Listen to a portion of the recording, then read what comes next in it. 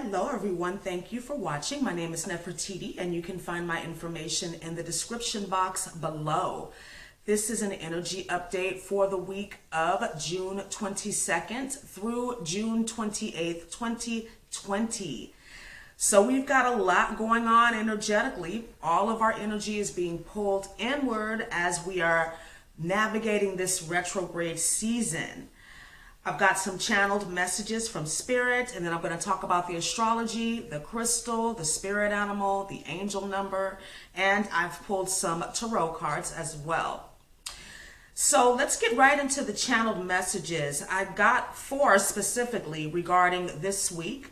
The first message speaks to self-actualization, and you've heard me talk about this in other videos. The 3 steps to self-actualization: being independent of the good opinion of other people, having no investment in power over others, and being detached from outcomes. When you find yourself getting out of balance or moving into a space where you don't feel at peace, it's important to remember self-actualization, because chances are you're moving out of that space if you're finding yourself feeling imbalanced. The second message I got was self-integrity, making plans for yourself and actually sticking to them to the best of your ability. It's going to be very important for us to be flexible during this time, of course, because we are currently experiencing a Mercury retrograde as well as 5 other planets retrograde. But making these plans helps you to kind of have a blueprint for your day, and then sticking to them is what gives you confidence, gives you self-esteem, and helps you to have a positive point of focus. Because with all of these energies and water, we're dealing with a lot of emotions, perhaps a lot of emotional upheaval. So this can throw our focus off. So it's so important to come back to ourselves and actualize ourselves. A self-actualized person must be what they can be. All right? Self-integrity also, I believe, is connected to the 4 agreements by Don Miguel Ruiz. Being impeccable with your word, never taking anything personally, don't make assumptions, and always do your best. Self-integrity also speaks to really being honest with yourself. If you're not being 100% on point with your personal development work, with your spiritual practices, with your light work, then you don't have time to be distracted right now. You can't be bothered by anything outside of you that is taking you out of alignment. Doubt equals don't. So oftentimes on our spiritual journey, we are very focused. We listen to our intuition, we trust it, and we follow it. But when we're dealing with energetic times like this, like eclipses and retrogrades, it's very common to second guess ourselves, to question our realities, to question our decisions. But we can always trust our intuition, always trust our gut. Doubt equals don't. If it doesn't feel right, then it ain't right. About rest and recovery. So here's a little simple formula. Rest 2 hours per day, 1 day per week, and 1 week per season. Now, rest and recovery is going to be different for everybody. There's things that we have to just do on a daily basis. Like, we never get a break from being a parent, and we still have to take care of our personal hygiene. We still have to eat, and all of those things that help us to like maintain our comfort and our physical existence. But resting from those things that are emotionally taxing, that require a lot of your energy, like work and even your workouts and the things that you're doing to heal yourself. Sometimes it's even necessary to take a break from meditation, not a long break. It could even mean that you need to switch the way that you meditate. Sometimes that's what a break means, just kind of shifting your focus from one thing to something that's less physically or energetically demanding. So do what resonates with you. Some people do need to lay in bed all day. I have times like that, especially when I'm dealing with a lot of energetic downloads, getting channeled messages from Spirit. We know that can wear us out sometimes. So make sure that you're taking time to deliberately rest and recover. And this is going to be the theme for the rest of the year. All right? So let's get into the astrology. As I mentioned earlier in the video, we are still in eclipse season, and this is a very intense one because we have 3 eclipses in 6 weeks and 6 retrograde planets. We're still in the energy of this Cancer new moon eclipse that we had over the weekend. Mercury is also retrograde here in Cancer. So we're dealing with a lot of water energy, a lot of emotional upheaval, possibly emotional withdrawal. You know, with Neptune also getting ready to station retrograde, we could be dealing with wanting to detach from reality, wanting to escape. This is just a time of really going with the flow, with that water energy, right? Not skimming the surface like the firefly, but really diving deep like the dolphin, like the whale, and not being afraid of your emotional body, of your emotional life. Your emotions are your spiritual currency. So it's important that you are at least comfortable with getting familiar with this aspect of yourself. And I realize this can be challenging, especially if you've dealt with a lot of trauma, a lot of heartbreak, but it's so important for us to examine our emotions and to approach them from a perspective of like a detective, like somebody that's investigating something, researching something, but not allowing ourselves to be immobilized by what we feel coming up within us. So on the 23rd, we have Neptune going retrograde in Pisces, as I mentioned, and this is an annual event. Retrograde, Neptune will be retrograde here until November 28th. And the cosmic message again is to slow down, connect to your intuition, your creativity. Again, this retrograde lasts 160 days. And when Neptune goes retrograde, the fog kind of dissipates and reality checks set in from within. So we could be revisiting addictions, toxic behaviors, and other forms of escapism that may have blocked our abilities to heal. Some of us are going to discover that we're not as healed as we thought we were with this transit. So again, this is not about beating yourself up. This is just, oh, okay, I have this awareness. I need to do some more work in this area of my life. So check where Neptune is transiting. Mars is going to be here with Neptune, which speaks to dissolving the ego and learning to create our life from our highest ideals, having those high hopes, right? You know how I feel about hope, and my perspective is changing on that a little bit as I evolve. But really believing that you can have this life that you deserve, that you've envisioned. Collectively, we are, of course, in a time of review. The energies are just very unstable, and this is a time for us to get back to the basics with this Cancer energy, especially home, family, comfort, or perhaps getting out of our comfort zones, learning to grow and expand in what makes us feel good, what makes us feel alive, what makes us feel nurtured. So what do you really want, and what do you think is blocking you from having it? It may not be what you think it is. And what do you need to do in order to align yourself with these highest ideals, with this 5th dimensional way of living? But keep in mind that the 3rd dimension is not going anywhere.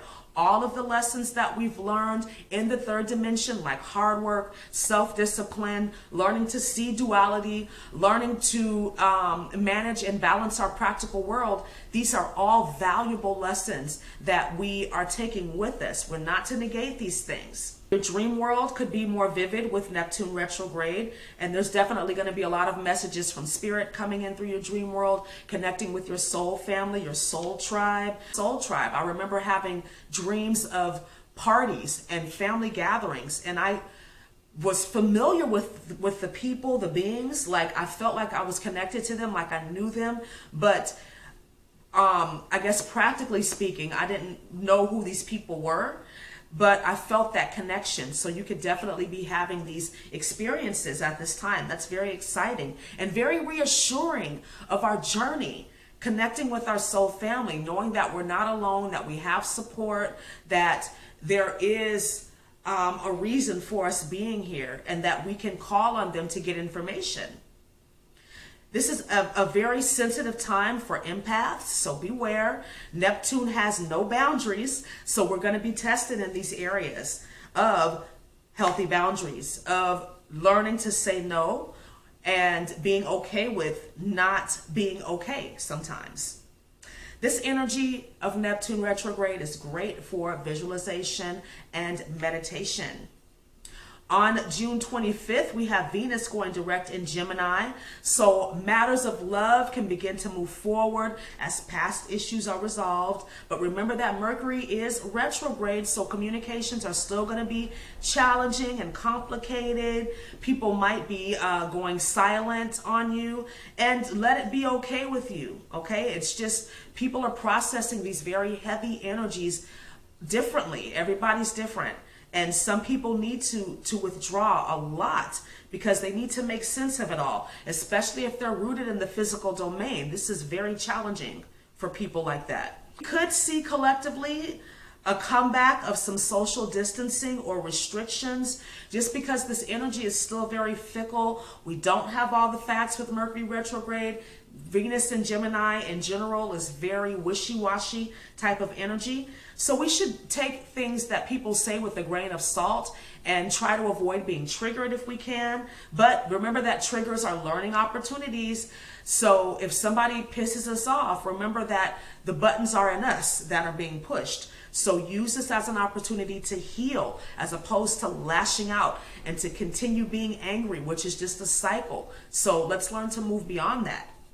Playfulness and lightheartedness can return in love matters if things have gotten a little too heavy or too mushy. I still feel like we're going to have some challenges when it comes to love because there's a lot of twin flame unions trying to come together at this time, which is forcing a lot of healing work to be done, forcing a lot of dark nights of the soul and shadow work, because remember that we can only come into union as twin flames when we've accomplished a certain level of healing. That's the only way that that union is going to manifest in the physical reality. But remember, as twin flames, we're always in unity in the higher dimensions because we always have been. On the 27th, we have Mars moving into Aries, and Mars is ruled by Aries, so it's at its strongest here. All planets in Aries are going to be affected, and the cardinal signs, Libra, Scorpios, Capricorns, the motivators, the initiators, right? This could be very contradictory to the retrograde energies. So we could be getting, feel some anger and frustration at times. Channel that energy into something physical, into workouts. We're going to definitely see more upheaval, more activism, maybe more protesting. Collectively, we are working out relationship issues, coming up with solutions and ideas on how we can move forward, especially now since Venus is direct here and Venus and Mars are the cosmic lovers, right? This energy can be forceful, but also help us to feel more courageous and enterprising. This energy is great, Mars in Aries, for making plans and working hard on yourself if you have been experiencing a lack of planning, right? Which has kind of been a theme as we've been moving through May and June, just because everything has kind of been up in the air, really since March. Energy is great for establishing and reestablishing your strong why, the reason you do things, your legacy, your purpose. Mars is going to go retrograde in September, which is going to intensify this energy. So use this time to plan, to prepare, to write things down, to take action on those things that you're guided to by spirit that pertain to you and you circling back to yourself. All right? So let's move on to the Oracle cards. And I was guided to the Gilded Tarot, and the Magician in reverse came up. And at the bottom of the deck, 7 of Pentacles in reverse. All right. So this is about not wasting time arguing for your limitations. Okay. 80% of the people right now don't care, and 20% are glad it's you that are going through struggles. And that's a quote from Les Mills. Les Brown. Les Mills. A quote from Les Brown. Les Mills is an exercise modality. Fitness mind, spiritual mind. See, Mercury retrograde. The Magician reversed is about manipulation, And just feeling like you can kind of play games. Like a lot of people haven't been paying their bills right now, using this pandemic and being off of work as a reason or an excuse. Everybody's situation is different. Some people really were struggling. Some people are still struggling. But best believe those chickens are coming home to roost. Okay? Those bills that you didn't pay, that rent, that mortgage that you didn't pay, it's still going to be due with late fees. So do your best to remedy those situations. Energy is confirming the Mercury retrograde energies, that we just don't have all the facts. The Magician in reverse is about a lack of clarity.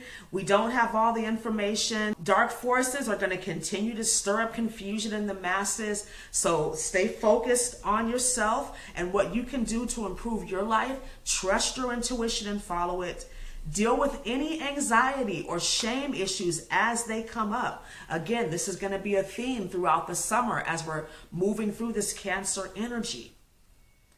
Being honest with yourself is the first step in attracting honesty from other people. Don't expect other people to be 100 with you if you're not keeping it 100 with yourself.